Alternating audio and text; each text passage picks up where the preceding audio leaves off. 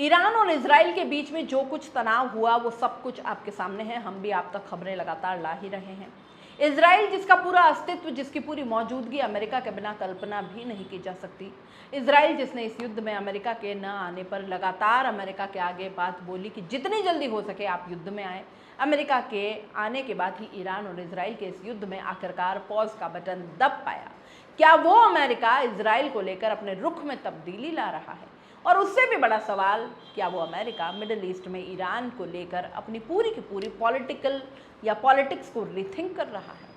सब कुछ इस वीडियो में बताने वाली हूँ। सबसे पहले आप ये कुछ तस्वीरों के ज़रिए आपको बताना चाहती हूँ कि ईरान में बीती रात किस तरह से सड़कों पर पब्लिक उतरी और लोगों ने ज़बरदस्त तरीके से जीत का जश्न मनाया। दोस्तों, आजकल के जो युद्ध है ना, इसमें क्या ही कहा जाए। ईरान कह रहा है जो जीता, इजराइल कह रहा है वो जीता, ट्रंप कह रहे हैं उन्होंने सीज फायर करवाया वो जीते। लेकिन इसमें कोई दो राय नहीं कि ईरान जिसके लिए कल्पना की जा रही थी कि शुरुआती दौर में जिसको इतने झटके इजराइल ने दिए वो इस युद्ध में सस्टेन ही नहीं कर पाएगा, वो इस युद्ध में सस्टेन नहीं कर पाएगा। लगातार बयान आने शुरू हो गए कि अमेरिका और इजराइल चाहते हैं कि नेतृत्व परिवर्तन हो जाए, खोमेनी का नेतृत्व गिर जाए और अमेरिका और इजराइल समर्थित कोई ऐसी सरकार बन जाए जो हमेशा से ही मिडिल ईस्ट में अमेरिका की पॉलिसी को सूट करे। लेकिन हुआ बिल्कुल उल्टा। न तो यहाँ नेतृत्व परिवर्तन हुआ और न ही यहाँ का पूरा सिस्टम कोलैप्स हुआ। इनफैक्ट लोग जिस तरीके से सड़कों पर उतर आए उसने एक बार फिर साबित कर दिया कि जब बात देश पर खतरे की आती है ना, तो कोई भी देश हो वो सब एक ही तरह से रिएक्ट करते हैं। दोस्तों, ईरान की पूरी पब्लिक कल सड़कों पर उतर आई। उसमें बच्चे, बूढ़े, जवान, हर पीढ़ी, हर उम्र के लोग सड़क पर उतर गए और अपनी इस जीत का ज़बरदस्त जश्न मनाया। और हर लिहाज से ईरान के लिए नैतिक तौर पर, साइकोलॉजिकली अगर आप कहें, मानसिक तौर पर ये बहुत बड़ी जीत है। ये बात सही है दोस्तों कि जान माल का नुकसान ज़्यादा ईरान में हुआ। ये बात भी सही है कि अगर असेसमेंट लगाया जाए तो मिलिट्री के स्तर पर भी नुकसान ईरान को हुआ। लेकिन ये बात भी सच है कि ईरान ने जो इजराइल के अंदर तबाही मचाई, इसकी कल्पना भी किसी ने नहीं की थी। यही ईरान की सबसे बड़ी जीत है दोस्तों। ईरान ने कतर के अंदर अमेरिका के एक एयरबेस पर हमला किया, ये बहुत बड़ी जीत है। और उसके बाद सीज फायर भी अपनी शर्तों पर किया, किसी के कहने पर नहीं किया। कम से कम उसने अपना परसेप्शन तो ऐसा ही बनाया जनता के आगे, ये भी बहुत बड़ी जीत है। और 86 साल के खोमेनी ने ये सब कुछ पर्दे के पीछे रह कर किया, पर्दे पर बिना आगे आए, बिना किसी एग्रेशन की किया, बहुत ही सोच समझकर, बहुत ही गहरी बिसात बिछा कर किया। हर लिहाज से ईरान के लिए ये बहुत बड़ी जीत थी और उसको सेलिब्रेट कुछ इस तरीके से सड़कों पर लोगों ने उतर कर किया। दोस्तों, तेहरान टाइम्स की तस्वीर देखिए। आज का जो ये इम्पॉर्टेंट अखबार है ईरान का, उसका फ्रंट पेज है। देखिए, इसमें लिखा हुआ है कि victory was achieved but Iran finger remains on trigger victory. अब आप समझिए, ईरान को विक्ट्री मिल गई है। ईरान की जो उंगली है वो ट्रिगर पर है। ट्रिगर मतलब बंदूक के ट्रिगर पर ईरान की उंगली है। ईरान तैयार है अगले वॉर के लिए। मतलब ईरान के अंदर भी ये मंथन हो रहा है कि ये सीज फायर पॉज में भले ही है, लेकिन ये दोबारा कभी भी शुरू हो सकता है। ये सीज फायर कभी भी टूट सकता है। जंग बहुत ही एग्रेसिव जो है उस स्थिति में है जिसमें लिखा है Iran and Israel agree to hold but peace is fragile given regime's old habit of breaking it. मतलब इजराइल की पुरानी आदत है कि इस तरह का सीज फायर तोड़ने का, इसलिए ईरान ने जो अपनी उंगली रखी हुई है वो ट्रिगर पर रखी हुई है। ये बहुत ही एग्रेसिव हेडलाइन आप इसे कह सकते हैं जो कि ईरान की तरफ से रखी गई है। अब इस बीच दोस्तों, ईरान को तो वो मिल गया जो वो चाहता था, लेकिन बड़ा सवाल ये है कि क्या ऐसा भी कुछ मिल गया जिसकी उसने कल्पना नहीं की थी? क्या मिडिल ईस्ट के अंदर अमेरिका की ईरान को लेकर पॉलिसी बदल रही है?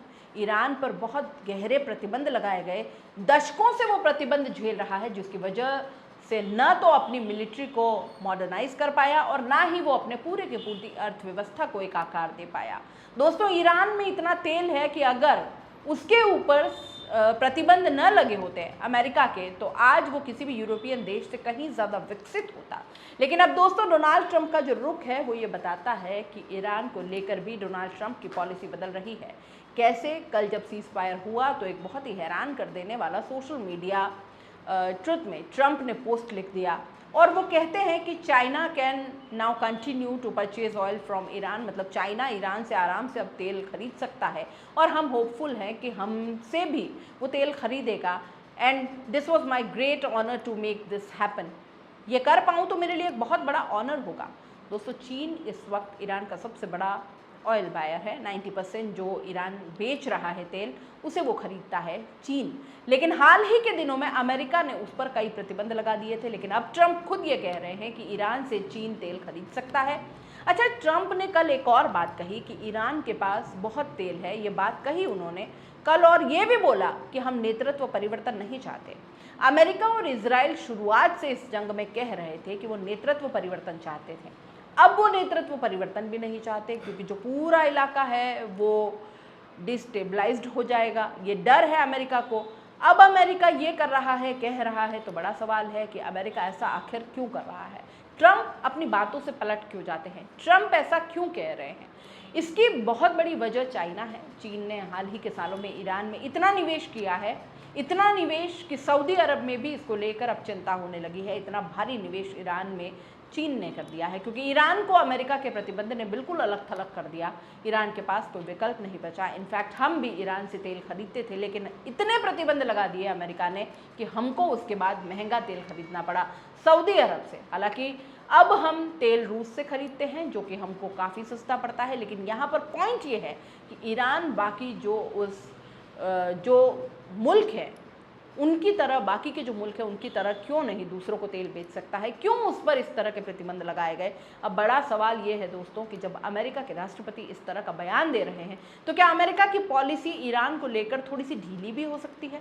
मतलब वो इस बात पर विचार कर रहे हैं कि ईरान की जो निर्भरता है वो रूस और चीन के ऊपर कुछ ज़्यादा ही होगी।